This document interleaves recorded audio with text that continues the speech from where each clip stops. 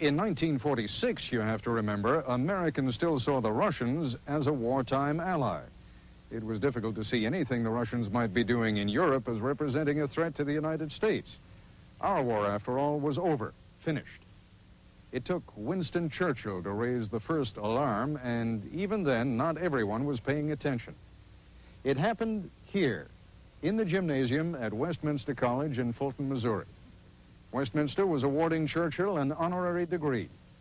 It was such a big occasion that President Truman accompanied Churchill on the train trip from Washington.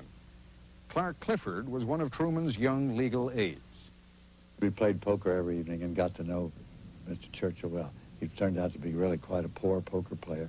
So the idea after a while was carry it along and make it a pleasant occasion. I think maybe Mr. Churchill may have discussed the speech that he made with the president before we reached Fulton, Missouri, but the rest of us did not know it. It was completely new to me. Fulton was all decked out to welcome its famous guests. There was no indication that one of the most memorable speeches of the post-war period was about to be delivered. But Churchill was such a popular hero in this country that people traveled for miles for a glimpse of him, including several people who took color home movies. Winston Churchill did not disappoint them. With one speech, Churchill began the gradual shift of America's attention toward events in Eastern Europe. With one phrase, he summed up Soviet expansionism. From Stettin in the Baltic to Trieste in the Adriatic, an iron curtain has descended across the continent. Behind that line lie all the capitals of the ancient states of Central and Eastern Europe.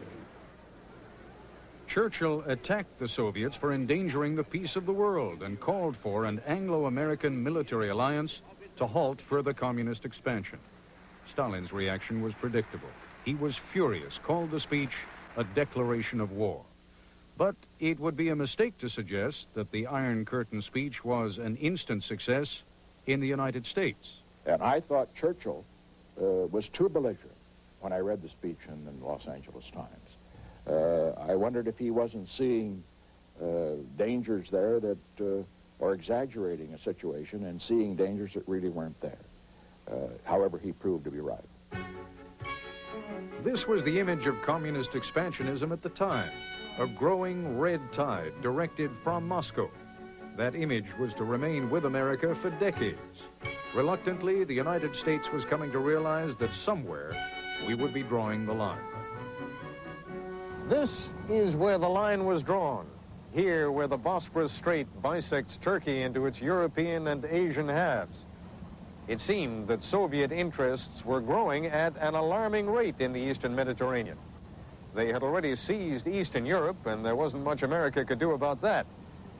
But here, in the Eastern Mediterranean, Soviet power could and would be checked. Harry Truman would recall, after leaving office, what prompted him to draw the line, what would come to be known as the Truman Doctrine. Let me put it this way. If you post your property with no hunting signs, you're a lot less likely to wake up some morning and find a place full of hunters who had no right to be in there. In Greece, government supporters and Greek communist guerrillas were engaged in a ferocious civil war. There were no American or Russian troops in Greece. But on this occasion, America's no hunting signs took the form of military aid, and that made a difference to the ill-equipped Greek regular army. Jack Matathias was then a Greek soldier. In a matter of a couple of days, everything changed in my unit. We got GMC jeeps and big trucks filled with supplies. U.S. arms and food helped turn the war on the ground and convince Stalin to abandon the Greek communists. Milovan Djilas, now a Yugoslav dissident, was a top official in the Yugoslavian government at the time. When we were in Moscow in February 1948, Stalin then was definitely resolved to not to help against any help in Greece. As he said, I will quote you in Russian, "Svernut." Stalin was saying, fold up the Greek guerrillas, fold them up. But America was unaware that the Soviet Union had left the Greek communist guerrillas to fight their own fight. Instead, it seemed that on the first try, the policy of containment had worked.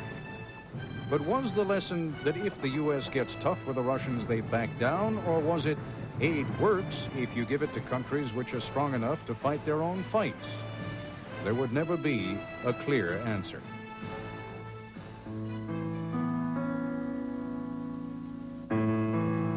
Post-war Europe was a basket case. People were hungry, homeless, and without hope. The chairman of the European Recovery Conference was Sir Oliver Franks. There wasn't steel coming out of the steel plants because the coal wasn't coming out of the ground. And then there'd been a disastrous winter. The grain wasn't growing in the fields. So the problems were really two: how people get enough food to live and how they could get the wherewithal for productive industry to go to work. Simple charity dictated doing something for the Europeans, even for our wartime enemies, the Germans.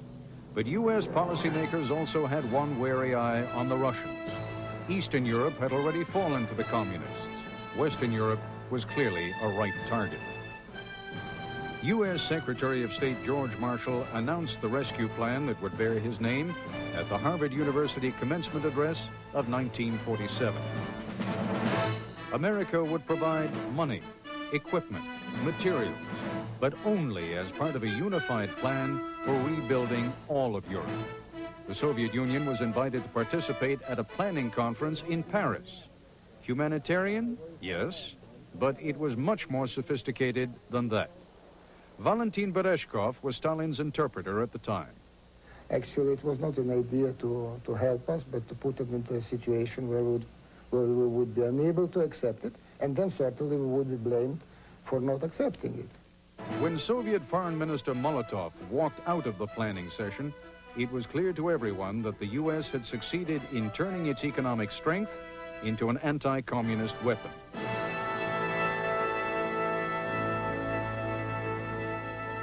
The goods shipped to Europe in these bags and boxes and the money sent to European banks helped rebuild Western Europe while strengthening its ties to the United States.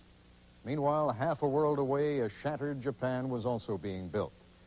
Only today, Japan's telephone and telegraph company, Nippon, announced that it's offering a seminar to U.S. businessmen on how to market their goods in Japan. It's hard to remember that 40 years ago, Japanese exports, like this vase, were a synonym for cheap and trashy.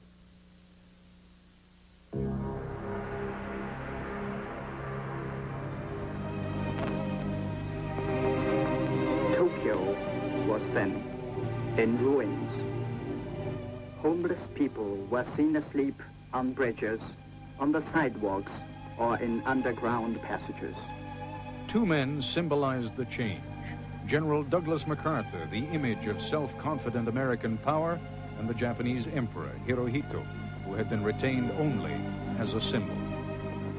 Even Joe DiMaggio was enlisted in the Americanization of Japan. Children were being taught that democracy was a synonym for everything good. Historian Toshio Nishi was one of those children. To me, democracy meant, well, at the school, I should behave better instead of being a terror. Don't beat up as much, don't fight as much. And when school discussion comes, within the classroom, school discussion comes, democracy meant, well, you listen to everybody. Yoshikazu Saeki was a young economist. I think the U.S. felt if they made Japan economically successful or made Japan politically stable, they would be able to contain the Soviet Union and the People's Republic of China.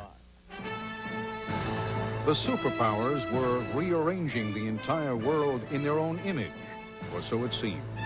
But there were other forces at work. Colonialism was crumbling.